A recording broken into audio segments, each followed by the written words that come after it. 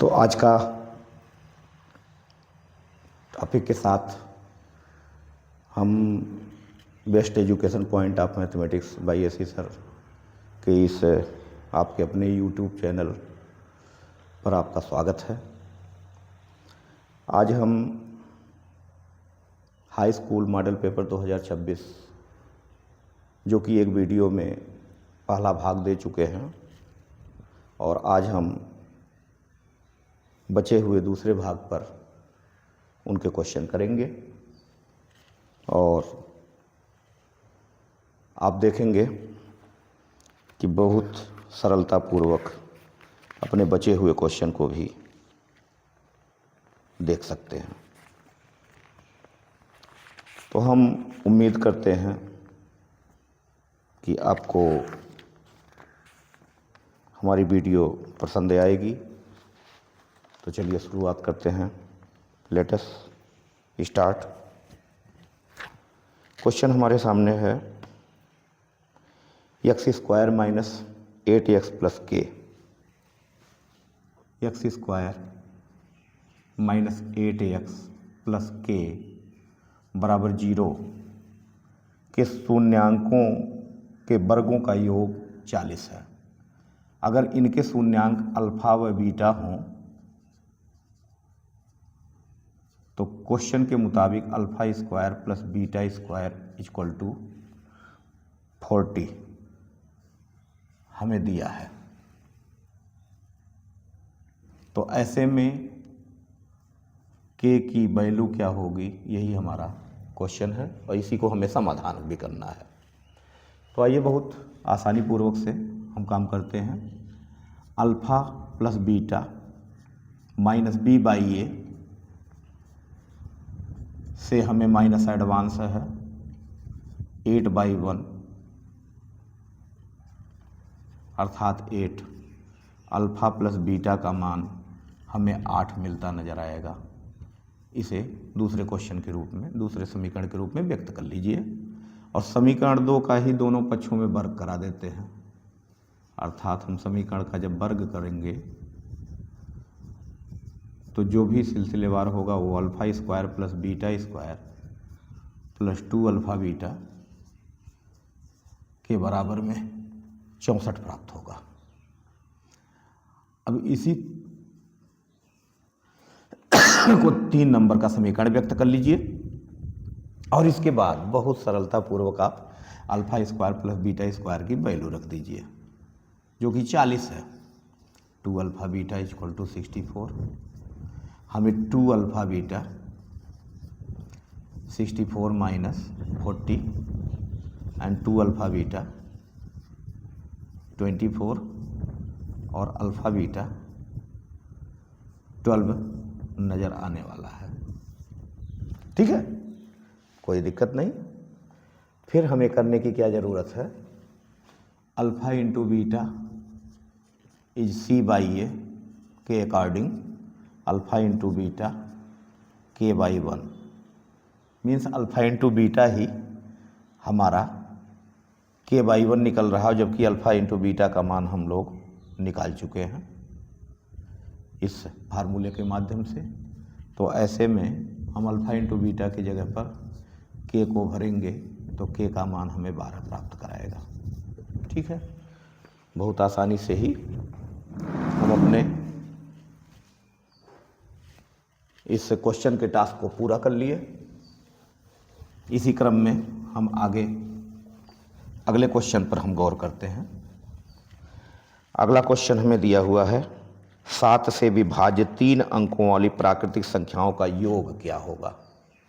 7 से विभाज्य 3 अंकों वाली संख्याओं का योग क्या होगा। हम आपको बिल्कुल बहुत ही सरलतापूर्वक आगे बढ़ाते हैं। तो 3 अंक की सबसे छोटी संख्या जो है वो 111 है और जबकि 3 अंकों की सबसे बड़ी संख्या जो है वो 999 होगा। शर्त क्या है, 7 से विभाज्य होना चाहिए। ओके, तो अगर 22 यहाँ देखते हैं तो 7 एकम 7, 4 11, 7 × 5 = 35, भाग दे रहे हैं, 7 × 1 = 7, 4 = 11, 7 × 5 = 35, 7 × 5 = 35 में हमारे पास बचेगा सीधे सीधे 15 × 7 = 105 कह सकते हैं, यानी कि एक्स्ट्रा है कुछ। कितना एक्स्ट्रा है? यानी 105 हम मान लें। 3 अंकों की सबसे छोटी संख्या हमारी 105 बनती हुई नजर आएगी, और जबकि वहीं 3 अंकों की सबसे बड़ी संख्या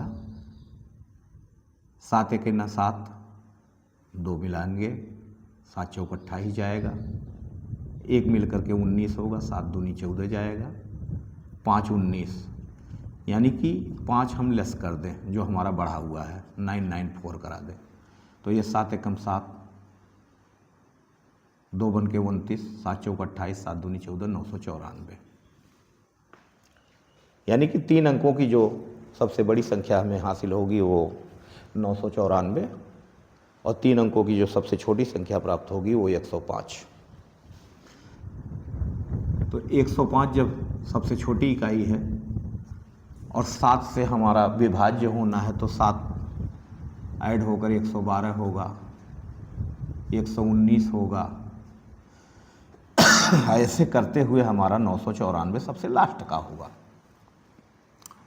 जो कि यह एक सीरीज बन रहा है जिसे हम समांतर श्रेणी कह सकते हैं, जहां a बराबर हमें 105, d का मान हमें 7 और l का मान हमें 994 नज़र आ रहा है।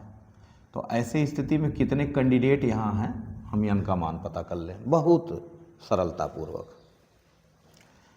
तो ऐसे में l = a + n - 1 × d का अनुपालन करें, और 994 के बराबर में 105 + n - 1 × d का वैल्यू 7 रख दें। तो 7 × n - 1 is transferred to 994 with -105 and left 9 and again 8 and 8 in 7 n - 1, and 7 cancel off 1 time and again 2 time and 7 time. n - 1 is 127, so that n is finally 128. That's your. And n is received, so SAN का formula drive करेंगे, n/2 2a n - 1 × d, और n/2 अर्थात हो जाएगा 128/2, in bracket 2 × 105 and n - 1 means 128 - 1 into 7. In cancel off 64 and 210 and 127 multiply 7, that's your 64 in bracket 210, and here are 9, 14 plus 8 and again 8, 889 and 64 and 9 and again 9 and 10 add किए गए हैं, जोड़े गए हैं 89 में 99, 8 2 10, 1099, बहुत आसानी पूर्वक से। तो ऐसे में इनका गुणा होना लाजमी है, और इसी का गुणनफल जो होगा वो हमारा योग होगा, अर्थात 64,000 और प्लस 64 के मल्टीप्लाई में 99, इन्हें जोड़ दीजिएगा तो बड़ी आसानी से अपने सवाल का जवाब आपको प्राप्त हो गया। आगे हमारे क्वेश्चन आता है 7 सेंटीमीटर त्रिज्या वाले वृत्त के केंद्र से 25 सेंटीमीटर की दूरी पर स्थित एक बिंदु से वृत्त पर खींची गई स्पर्श रेखा की लंबाई क्या होगी। बिल्कुल आसान है। चित्र को आपके सम्मुख बनाकर हम उसे सॉल्व करेंगे। निसंदेह एक हमारा कोई सर्कल है। इस सर्कल में बताया गया है कि सेंटर से 25 मीटर दूर, suppose the centre is O and P, तो स्पर्श रेखा खींची गई है जो Q पॉइंट पर मिलती हुई। इसी की वैल्यू हमसे पूछा गया है, अर्थात PQ का मान क्या होगा, हमारे सवाल का लक्ष्य है। सेंटर से स्पर्श रेखा पर खींचा गया रेखाखंड लंबवत होता है और उसमें त्रिज्या की वैल्यू r बराबर 7 हमको दिया जा चुका है और केंद्र से बाह्य बिंदु की दूरी भी मुझे पता है 25 सेंटीमीटर और 7 सेंटीमीटर। तो ऐसे स्थिति पर 90 डिग्री के सामने हमारा कर्ण होता है। पाइथागोरस का थ्योरम अनुपालन कर दे, बड़ी सरलता पूर्वक अपने सवाल का जवाब आप प्राप्त कर लेंगे। तो आइए चलते हैं कंटिन्यू।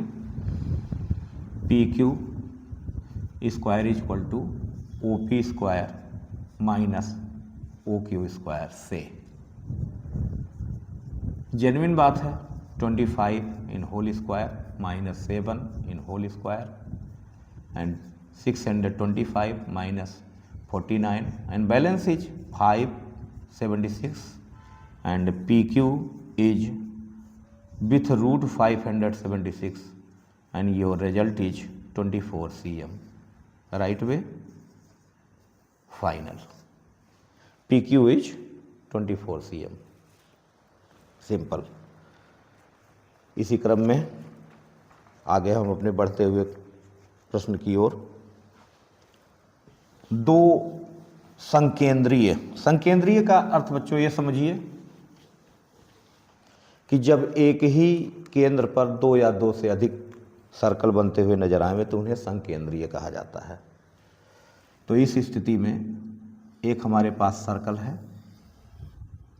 और उसी के सेंटर पर ही एक दूसरा सर्कल है जिसका सेंटर कॉमन है।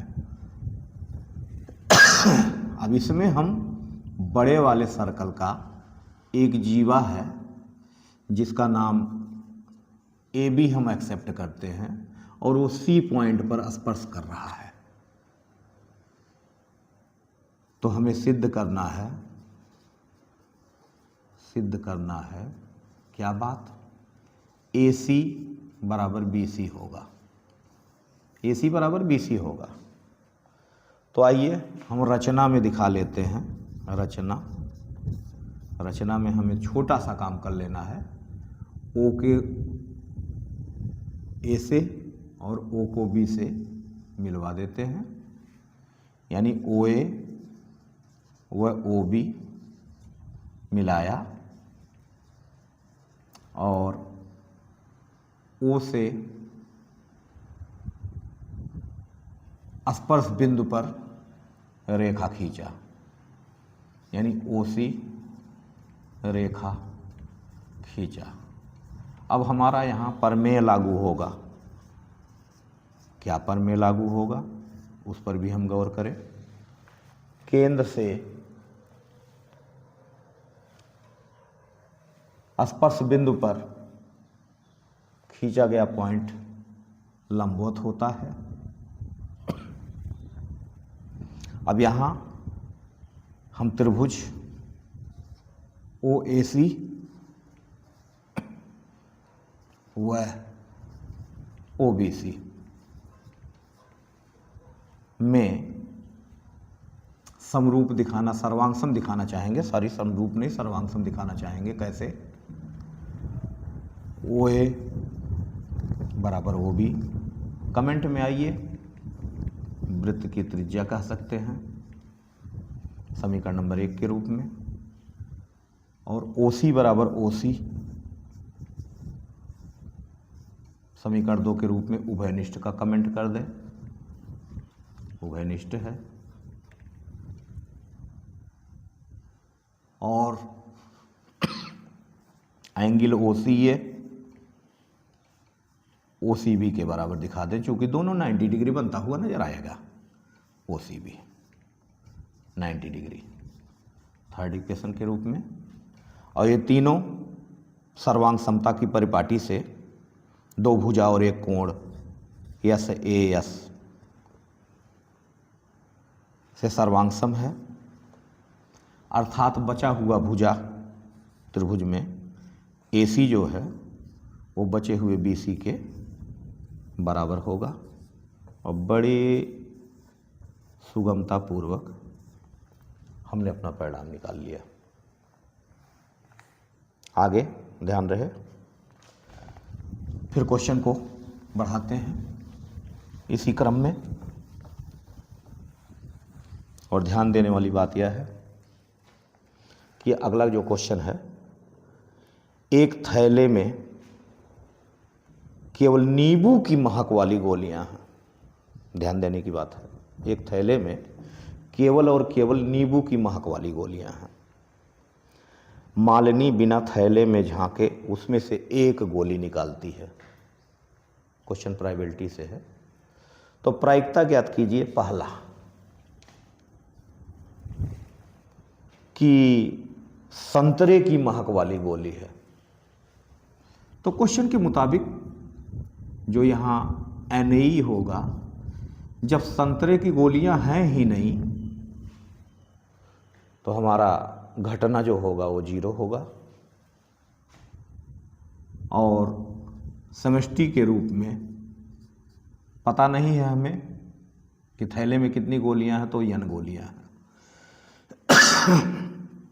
यहाँ पर जो हमारे प्राइबिलिटी का मान होगा वो Na/NS से 0/n अर्थात 0 हमें प्राप्त होगा। और इसी में दूसरा क्वेश्चन दिया गया था कि नींबू की महक वाली गोली है, तो नींबू कोई जेन्युइन बात है, एक गोली निकाली गई है, तो हमारे Ne का मान 1 होगा और NS का मान n होगा। तो यहाँ के Pe की वैल्यू इसी फार्मूले के क्रम में 1/n प्राइबिलिटी के रूप में प्राप्त हो जाएगा। आगे क्वेश्चन मध्यिका पर निर्धारित करते हैं, उस क्वेश्चन को भी देख लीजिए। बिल्कुल मैं इत्मीनान पूर्वक उसको भी बताता हूं।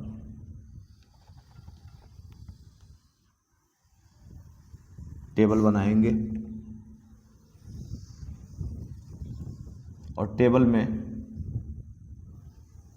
परपेंडिकुलर हमारी 3 लाइनें होंगी। पहली लाइन पे वर्ग अंतराल,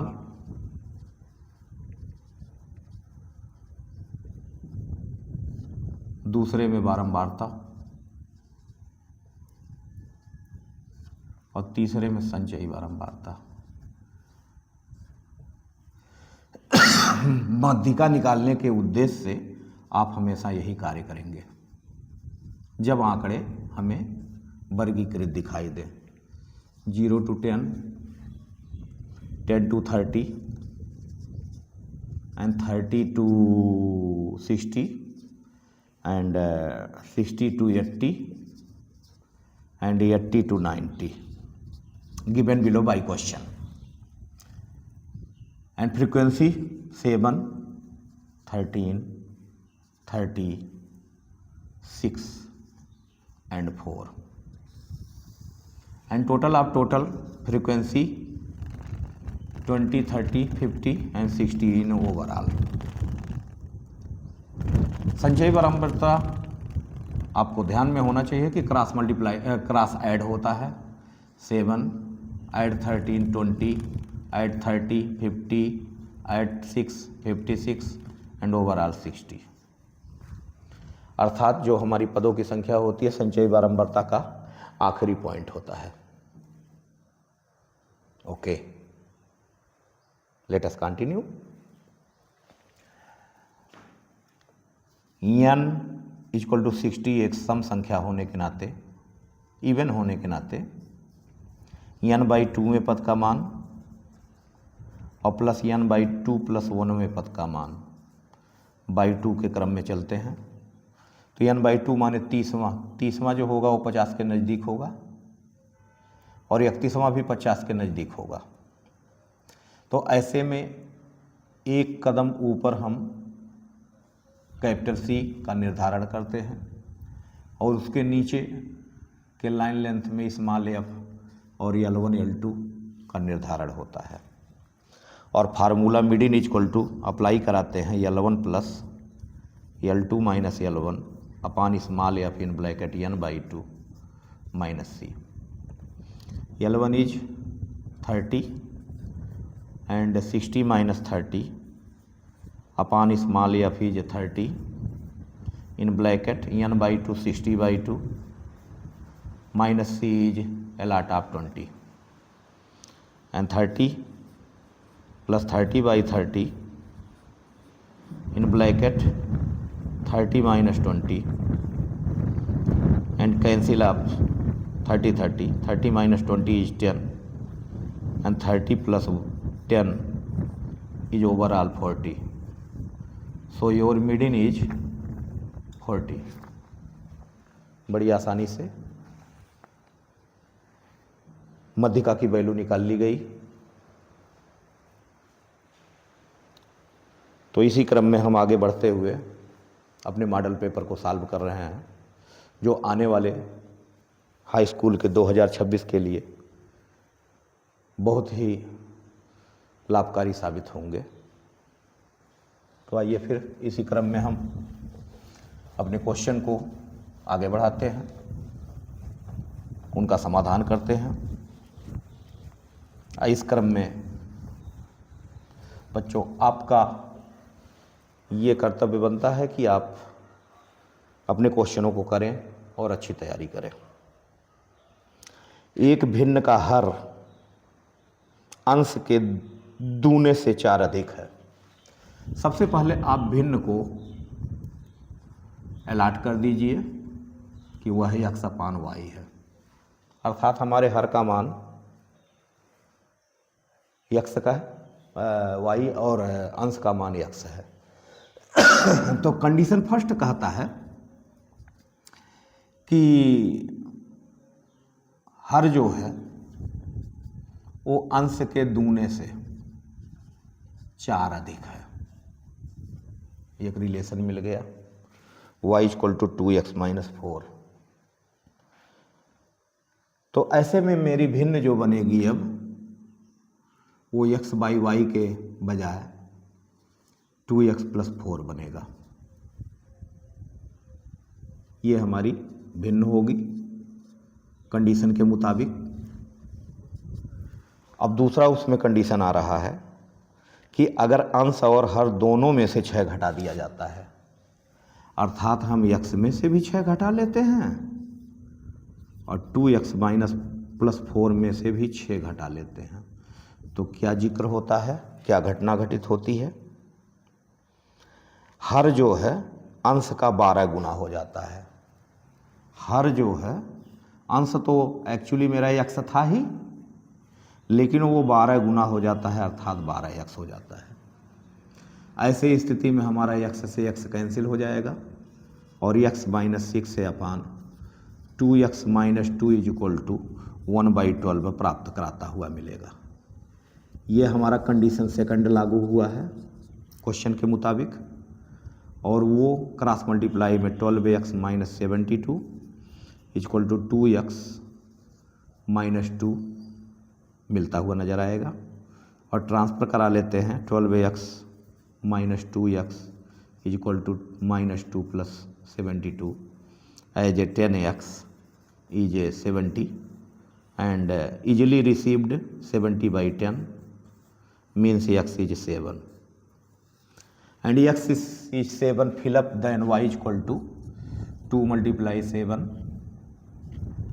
plus 4 अर्थात 14 plus 4 is equal to 18.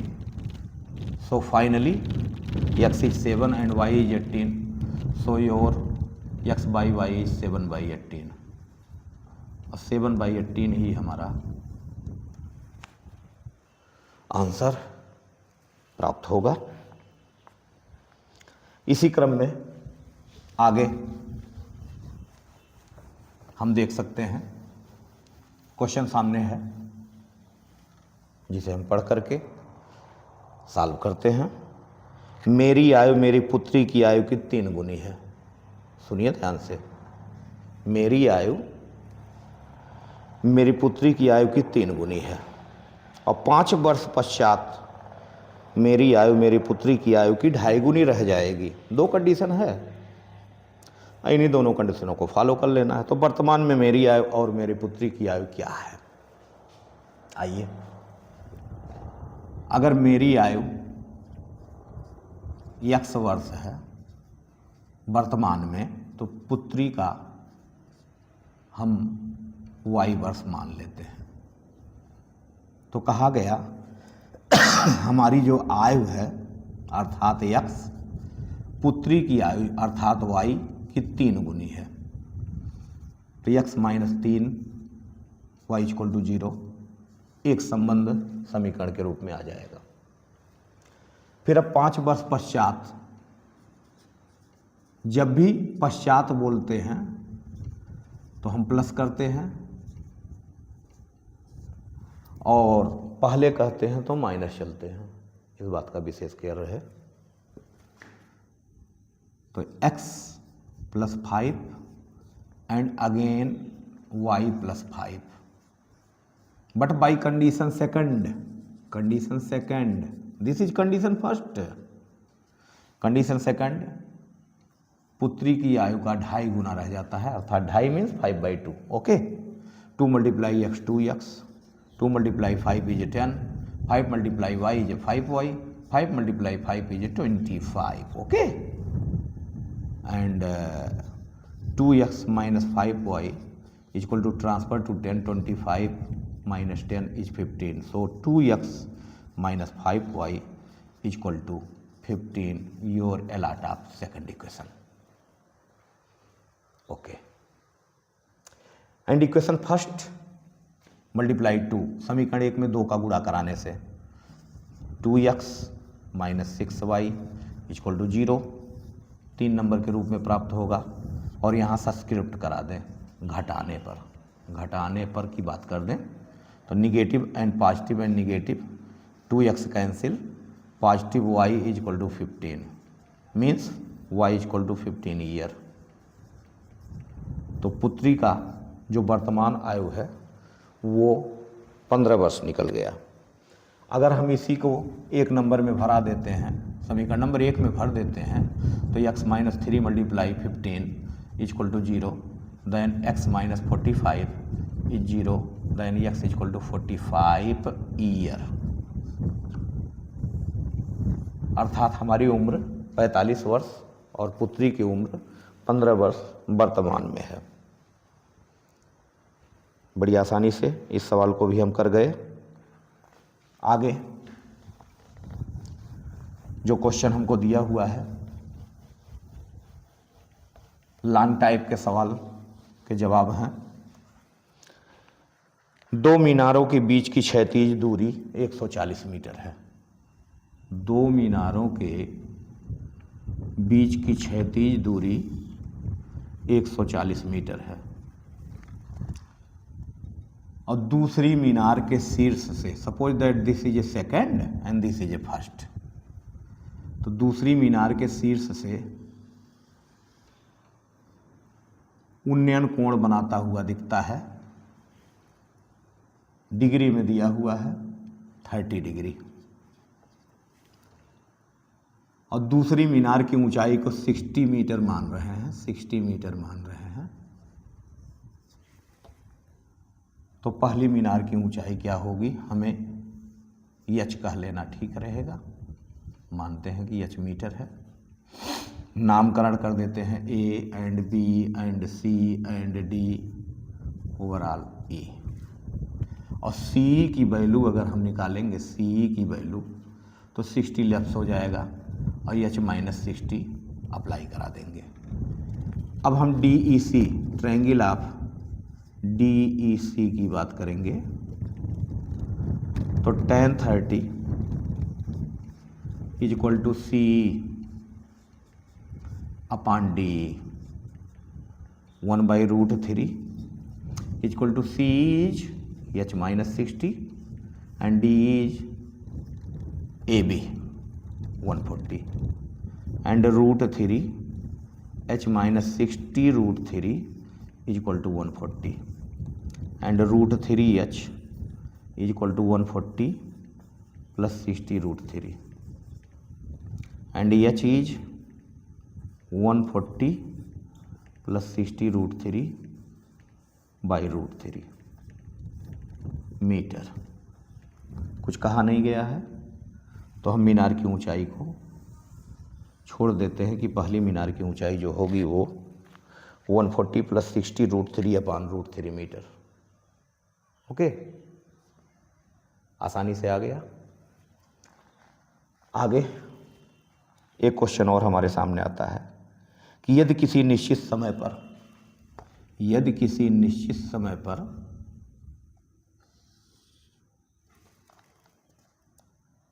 ध्वज दंड के छाया की लंबाई, ये ध्वज है, ध्वज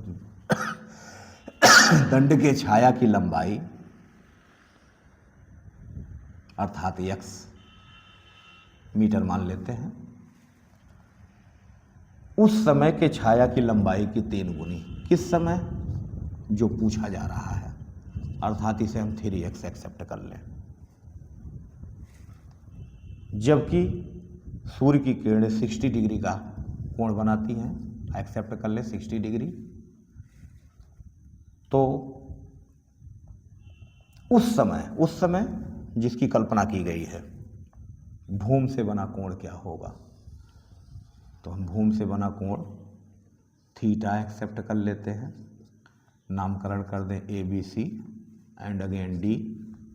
ट्रायंगल ऑफ ध्वजदंड के लंबाई को हम h एक्सेप्ट कर लें, h metre, and DBC triangle of DBC। Okay, DBC tan 30 is equal to h upon x,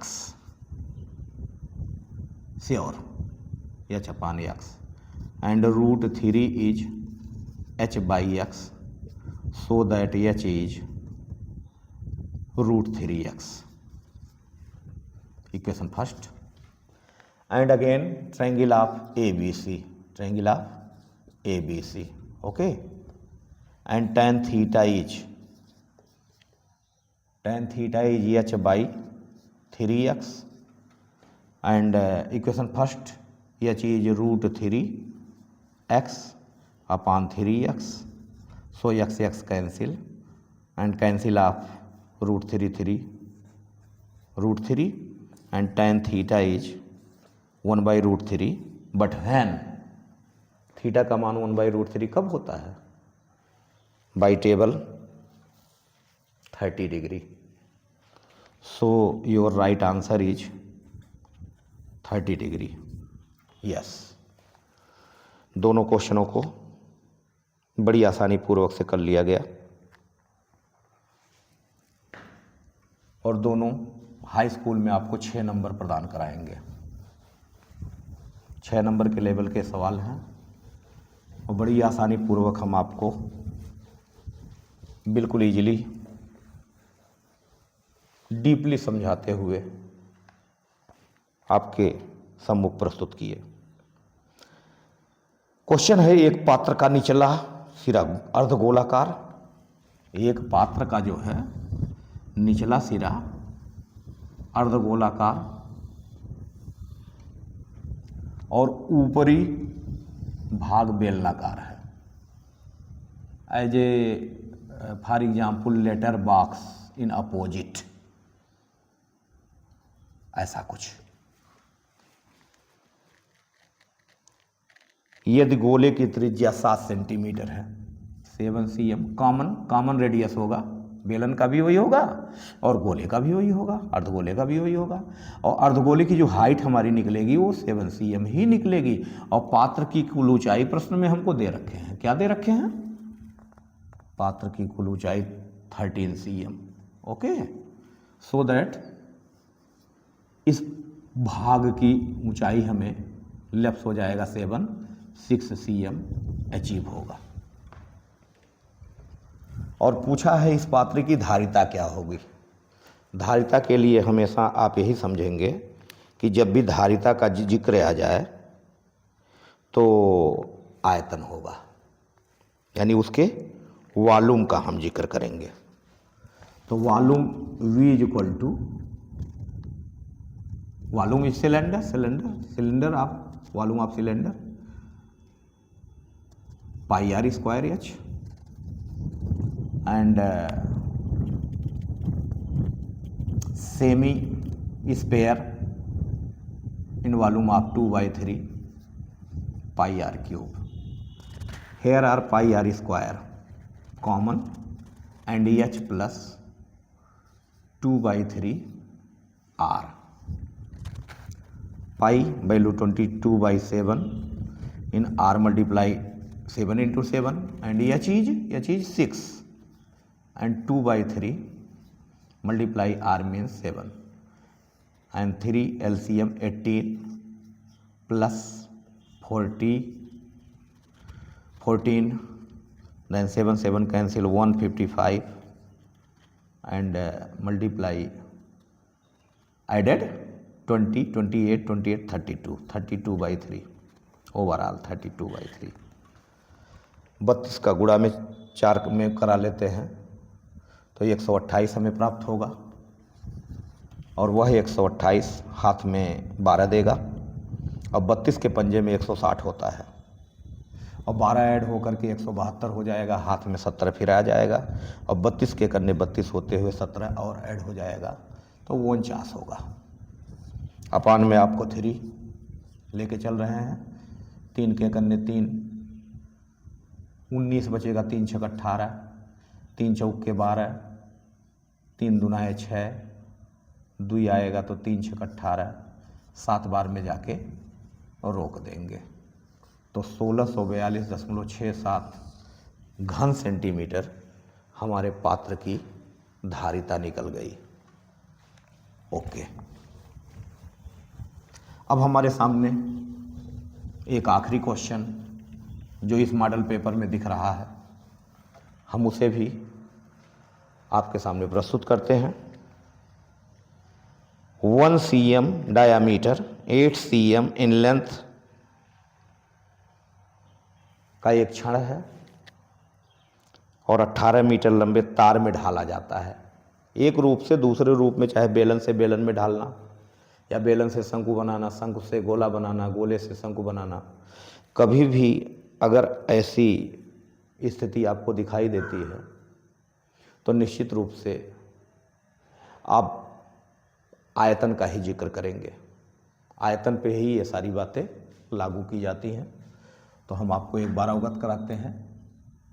यहाँ पर छड़ का आयतन दिखा सकते हैं तार के आयतन के बराबर, तार के आयतन के बराबर, क्योंकि एक रूप से दूसरे रूप में ढाला जा रहा है।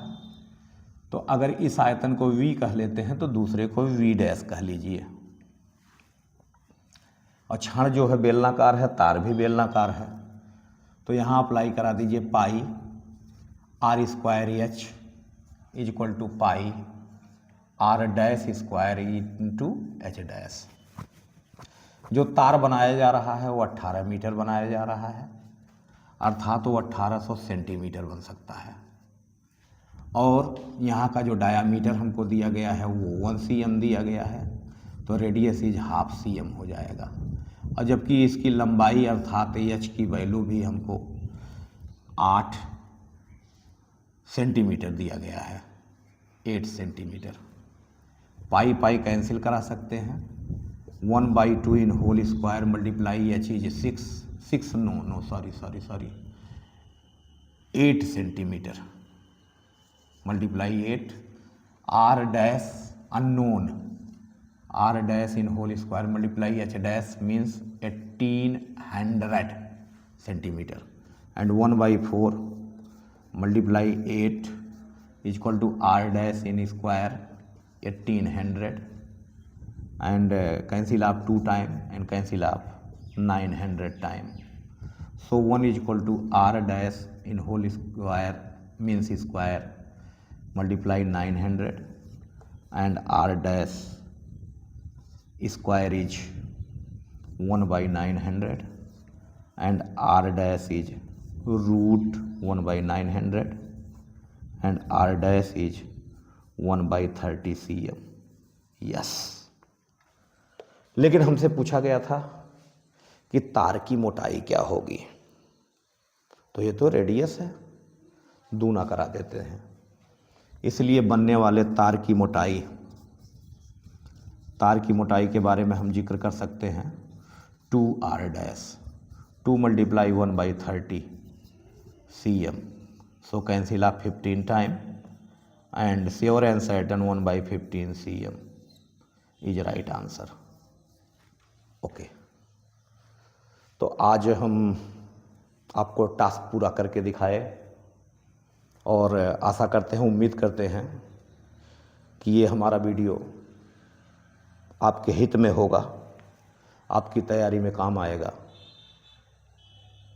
जो 2026 के लिए मॉडल पेपर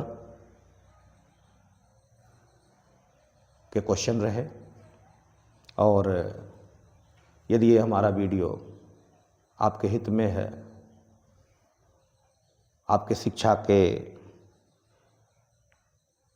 साथ में यदि आपकी तैयारी के लिए गुडविल है, तो चैनल को सब्सक्राइब करें, वीडियो को लाइक करें और शेयर करना न भूलें, ताकि और आपको अच्छे से अच्छे वीडियो हम देते रहें और अपनी अच्छी तैयारी करके बेहतर सफलता हासिल करें। धन्यवाद।